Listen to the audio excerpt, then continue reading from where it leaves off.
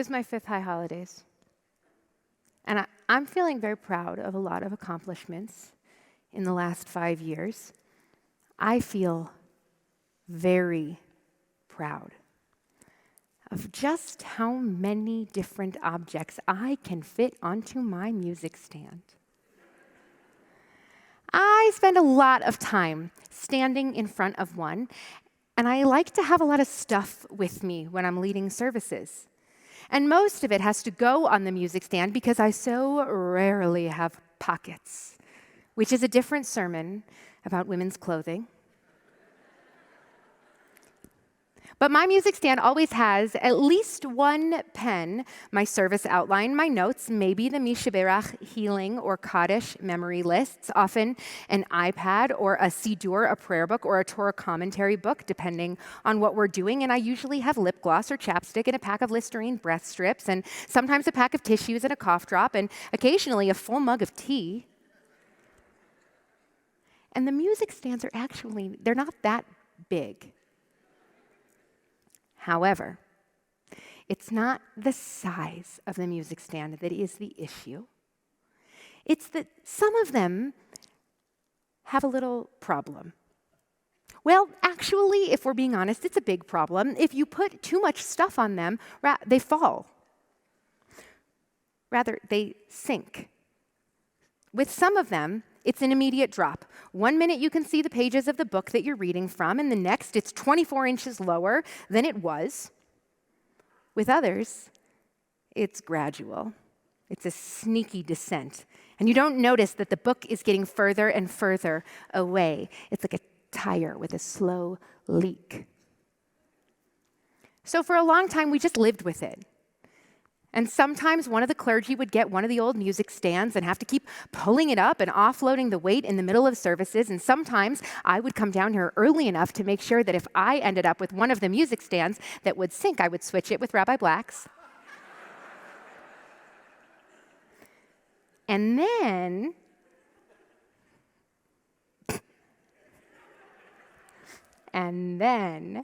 Yom Kippur is coming. And then our new AV team was hired, and they noticed. And so they labeled the offending music stands sinks when heavy. What? What nonsense is this to put that label on it? It doesn't work. What use is a music stand that won't hold all of my stuff without a slow descent? Literally, its only job is to hold things where I can see them. Sinks when heavy. But maybe this label has some wisdom in it.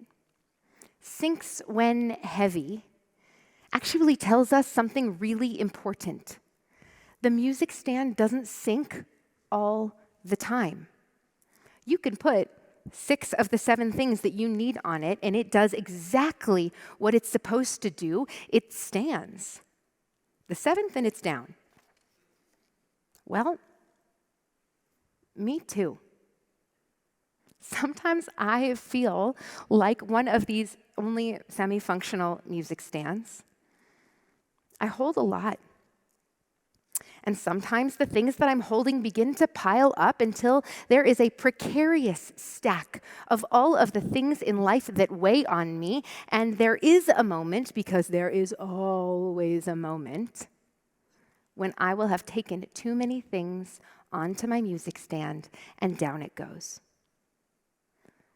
I'm going to venture a guess that, like me these days, you might also be holding a lot, feeling weighed down, and a little afraid that at any moment you're going to reach max capacity. And of course, let's not forget that we are not starting with an empty music stand. We've said it before, but we're still grieving for our pandemic losses, the people we loved and the opportunities that we missed and the progress that we lost. It turns out, I don't think we've really had a chance to replenish our reserves and our coping skills. And so the little things weigh more than they're supposed to. Every frustration and regret, every hurt and offense and insult, every sickness and worry, every disappointment, every failure, every single one weighs on us, sinks when heavy. But why? Why does the world weigh so much? Why is it so heavy? Well, as always, Doc Brown in Back to the Future was onto something when he asked, why are things so heavy in the future? Is there a problem with the Earth's gravitational pull? The word for Hebrew in heavy is kaved. And although it sometimes just really means heavy, as in something weighs a lot, we actually often use it to describe a moment when something isn't working quite right. For example, when Moses stands in front of a burning bush and God first asks him to go back to Egypt, to be a leader, to fight for his people, Moses panics. He cannot imagine that he could possibly be capable of this. He tells God he is no good at talking. Kaved peh. He is heavy of speech. He doesn't know how to say what he needs. And so I think, like Moses, we are kaved peh. We are heavy of speech. We're slow to speak about what feels hard, not because we don't know how to describe it, but because we genuinely don't think that we're supposed to be struggling right now. We want so desperately for the worst to be behind us. And it's not. So then we think maybe it's me. And then we feel insecure and unwhole, and our struggle feels unfounded, and so we are silent. Which is part of the reason that we are in the middle of a massive mental health crisis in every age, in every demographic. People are facing unprecedented levels of stress and exhaustion and burnout.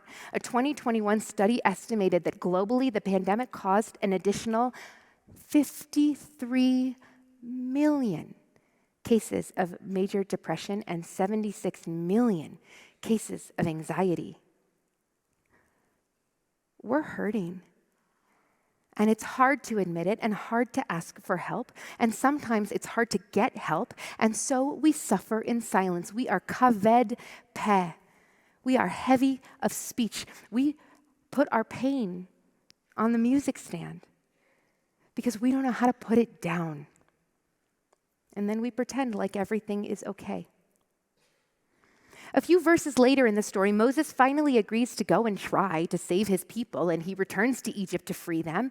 And when he first stands before Pharaoh and asks him to let the Israelites go, Pharaoh refuses to care that there is suffering. And the text calls him kaved lev, heavy of heart. Pharaoh's heart is too hard to feel, to be affected by the pain and the agony on which his cities are built. And like Pharaoh, we are kaved lev, heavy of heart. We too are stubborn, unwilling, and perhaps unprepared to acknowledge just how rocked we were by the last 2 years. I think we're all a little broken. The world is broken. We don't want to see it and we don't want to feel it. But I want to tell you that the state of the world is not a fluke or a coincidence. It is not temporary. The division and the instability that we see are real. But it's easier to be numb. We know that there is a war right now in Ukraine and that tens of thousands of people are dead, millions are displaced, but we're numb. We know that Hurricane Fiona just ripped through an already unstable Puerto Rico. We know that the floods in Pakistan have decimated infrastructure and more than 3 million children are suffering. We know that COVID does in fact still exist. And the death toll in the US alone is more than 1 million and still counting. But we're numb. We know that the fight for reproductive justice has just begun, that January 6th was a turning point, that homelessness and hunger and poverty are at critical levels. We know. And we're numb. Until we open our hearts to the truth of how broken the world is, we stop being kaved lev. Until we feel it, we, like Pharaoh, will suffer. And finally, Moses leads the people out of Egypt. He does what he came to do, and he has behind him a massive collection of the enslaved and humiliated and tortured.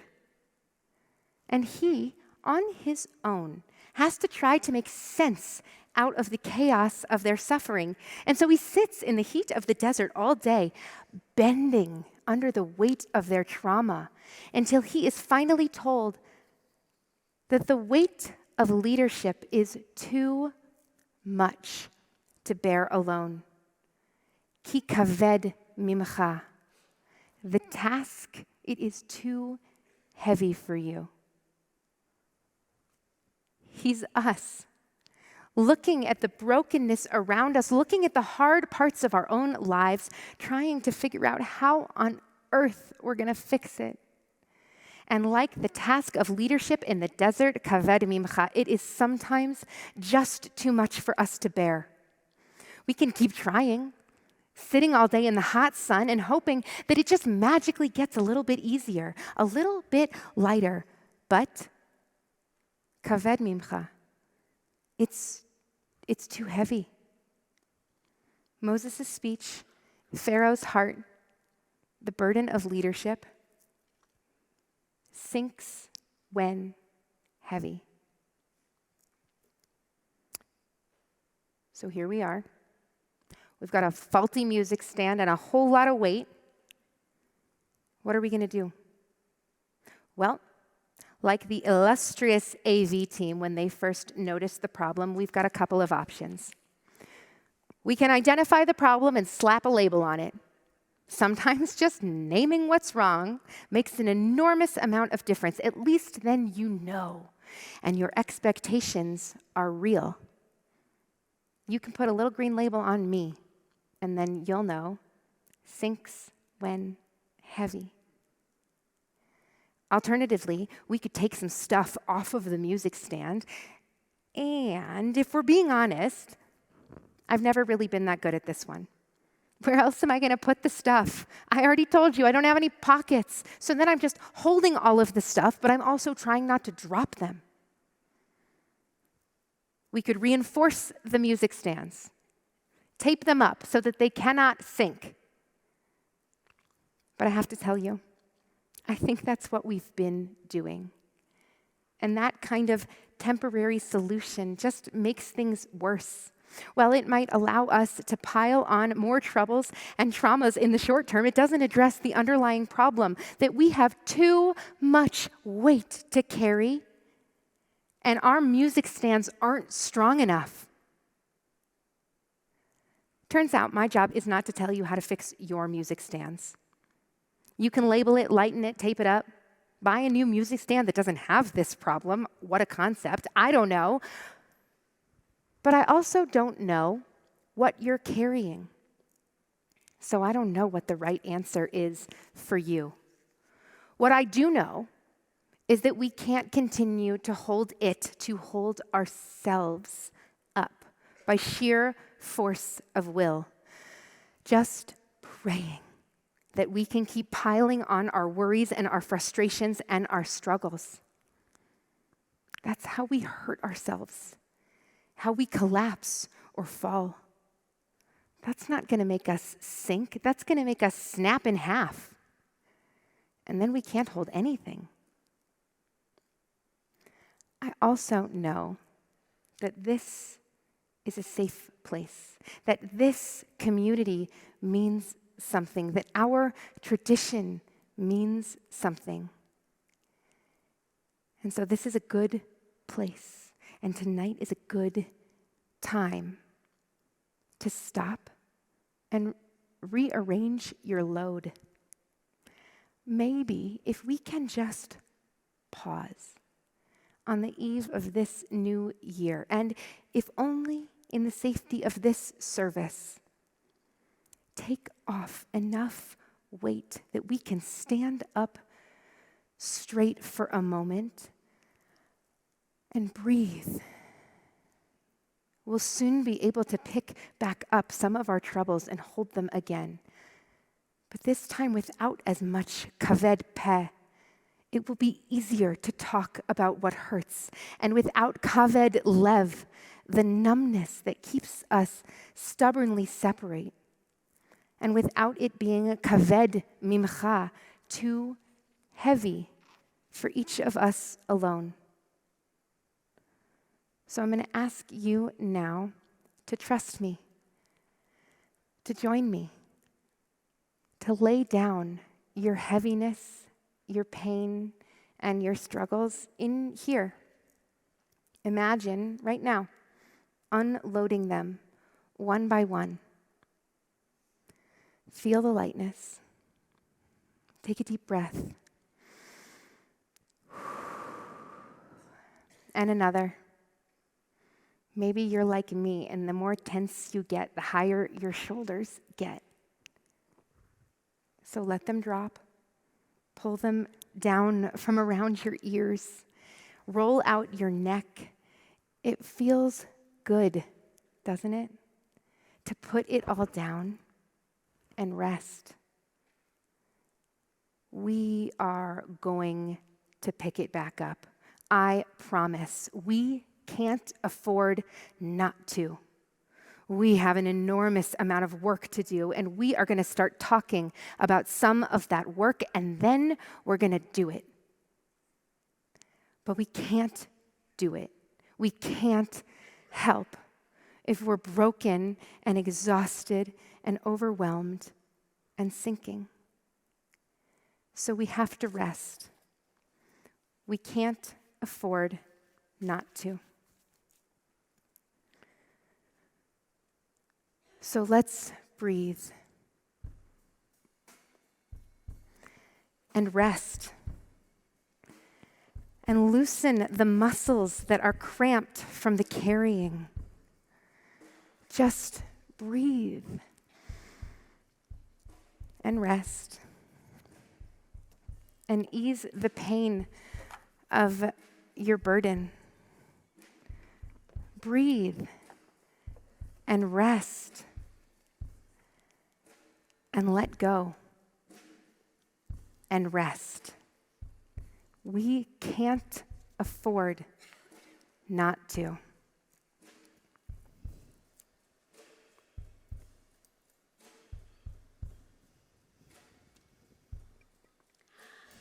Loosen, loosen, baby. You don't have to carry the weight of the world in your muscles and bones. Let go, let go, let go. Holy breath and holy name. Will you ease this pain? Loosen, loosen, baby. You don't have to carry the weight of the world in your muscles and bones. Let go, let go, let go. Hold